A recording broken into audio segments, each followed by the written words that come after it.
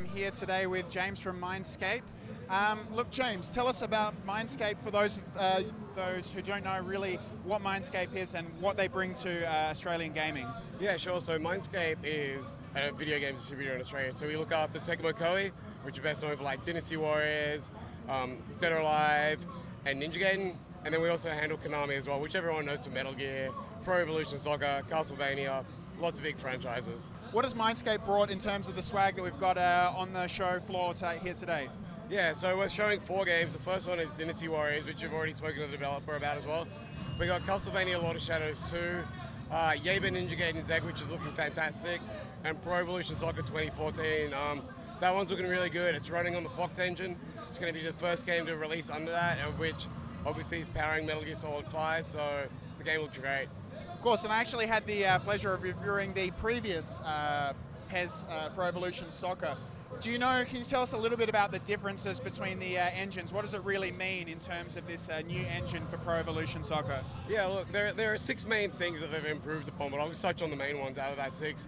By using the Fox engine, it really allows for a more fluid play of the characters. The way they run, like, people don't run jaggedly like with previous iterations. It's never been like that jagged in previous iterations, but it's a whole lot more fluid thanks to Fox. And one of the biggest things that you don't really notice, but it looks a lot more realistic, is the ball. So it's called True Ball Tech. Basically what that means is the ball is its own entity on the field. So normally the ball always kind of magnetizes towards the feet of the player. In this time around, if it hits someone in the hip, it will bounce off the hip and go in the direction naturally. So as I said, it's one of those things that it just makes it look more realistic, but you might not necessarily pick up on it. So it's the little nuances that make this one.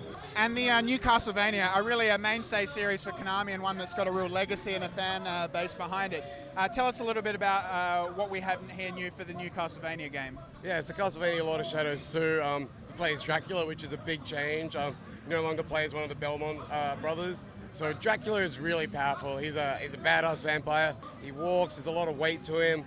When he rips the dude in half, like, you really see him use those muscles to do it. He's got a couple of moves up his sleeves as well. He's got swords, got a ranged attack as well.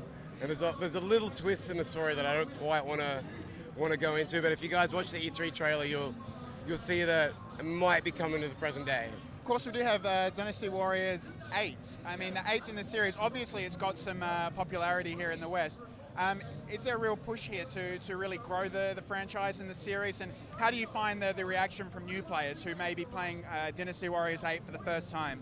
Yeah, well, I mean, Penny Arcade Expo is a community event, and Dynasty Warriors is a very community-driven franchise. So this sort of event is perfect for that game. The fans love it. Like, each time around, they keep refining the gameplay, Tecmo Koei are big into listening to what the community say. So I think one of the cool things is one of the developer that we actually have out here, Miyachi-san, he's actually talking to a couple of hardcore Dynasty Warriors fans tomorrow, doing a reverse interview, asking them what they like, what they don't like, what they want to improve. So I think that's really cool. It's awesome to see a developer actually listen to the fans. I guess I haven't touched yet on the Ninja Gaiden. It's slightly different in terms of the visual look, I think, from previous ones. Tell us a little bit about what's happening there. Yeah, so Yaiba Ninja Gaiden Z, it's technically a new IP, but it is kind of set in the Ninja Gaiden universe. The premise is that you play as Yaiba, who's been sent out to kill a Ryu from Ninja Gaiden. Now Ryu badly wounds Yaiba, and Yaiba gets rebuilt with a robotic arm, as you can kind of see there. And in order to pay back his debt to the people who have rebuilt him, he goes into this town that are full of zombies. And to be honest with you, it's a lot of fun. It's cel-shaded, so it's got that comic book vibe to it, and it doesn't take itself very seriously. So it's refreshing to have a bit of a laugh with a game. I've got to say, it's really got that fun. I mean, some might call that sort of thing a button masher, but actually I found the whole combo system and some of the animations was quite entertaining, and jumping around from wall to wall was also very exciting as well. Yeah, well, the build that we're showing here, it's the first time it's been playable in Australia. It's actually the E3 build, so it's all about sort of setting up the setting of the game. Obviously in the full game there'll be a whole lot more moves, more weapons, but we're not quite ready to talk about those yet. I know you can't perhaps play favourites, but is there anything that you'd like to say is on show here today that would be particularly a favourite for yourself? It's like asking me which one's my favourite children, and of course, like a good parent, I have to say I love them all. I think definitely, like, for the soccer fans, PES is looking fantastic. The Fox engine is really worth checking out, and even for like those who are just interested in to see what it's looking like, I think there's a lot of Metal Gear fans who want to see a game running on the Fox engine, so it's worth checking out. And Yaiba's rad.